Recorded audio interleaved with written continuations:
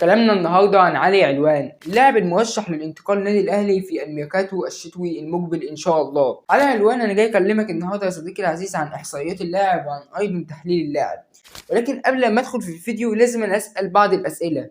هل علي علوان يستحق الانضمام للنادي الاهلي؟ طب هل علي علوان المهاجم الانسب لقياده هجوم النادي الاهلي؟ بدون كلام كتير ما تنساش تصلي على النبي عليه افضل الصلاه والسلام، اللي يكون اشترك في القناه ويلا بينا.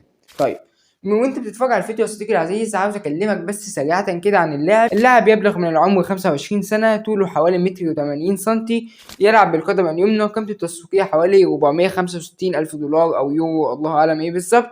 ولكن اللاعب في موسم 2025-2026 مع في كأس العرب يا صديقي لعب 5 مباريات، بدأ في خلالهم في 4 مباريات، سجل 4 أهداف ولم يصنع ولا تمريرة حاسمة. ولكن خلينا نروح لدوري نجوم العراق في موسم 2025-2026 سجل 3 أهداف. وفي دوري أبطال آسيا الدرجة الثانية اللي في موسم 2024-2025 لعب 6 مباريات، بدأ في خلالهم 4 مباريات، سجل هدف ولم يصنع ولا تمريرة حاسمة.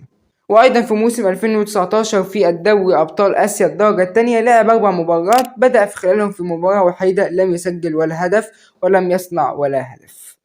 ولعب ايضا الصديقي العزيز في كاس اسيا الاتحاد الاسيوي لكرة القدم، لعب 6 مباريات، بدأ في خلال ال6 مباريات لم يسجل ولا هدف ولم يصنع ولا هدف في موسم 2023.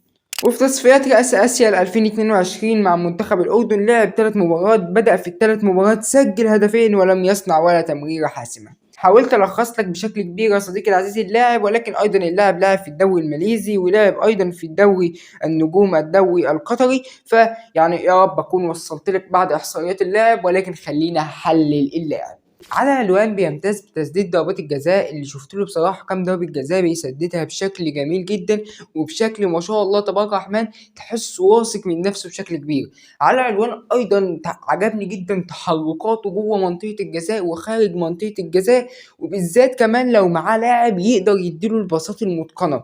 فعلي علوان في حتة بقى ان انا ازاي اتمركز صح، ازاي اقدر كمان عندي حتة ضربات الجزاء. وايضا عجبني عند علي علوان الانهاء، وبيركن الكرة وتحسها مركونة بقوة، في حتة انك تكون مهاجم بتركن الكرة بقوة. وكمان في كام انفراد علي علوان لما الحارس طلع قفل عليه قدر ان هو يعدي من الحارس، سواء بالتسجيل او حتى بصناعة الالعاب او بصناعة قصدي ضربة جزاء اسف.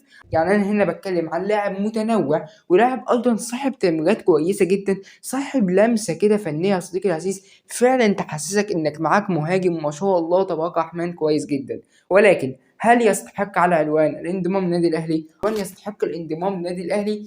وخصوصا بعد المباريات العظيمة التي قدمها في كأس العرب للموسم الحالي يا صديقي. ولكن خلينا نروح للسؤال الثاني، هل علي علوان المهاجم الأنسب لنادي الأهلي؟ أقدر أقول فعلا علي علوان المهاجم الأنسب لنادي الأهلي. علي علوان المهاجم اللي تحركاته كويسة. ما تنساش للمرة الثانية تصلي على النبي عليه أفضل الصلاة والسلام، لا كل اشتراك في القناة، والسلام عليكم.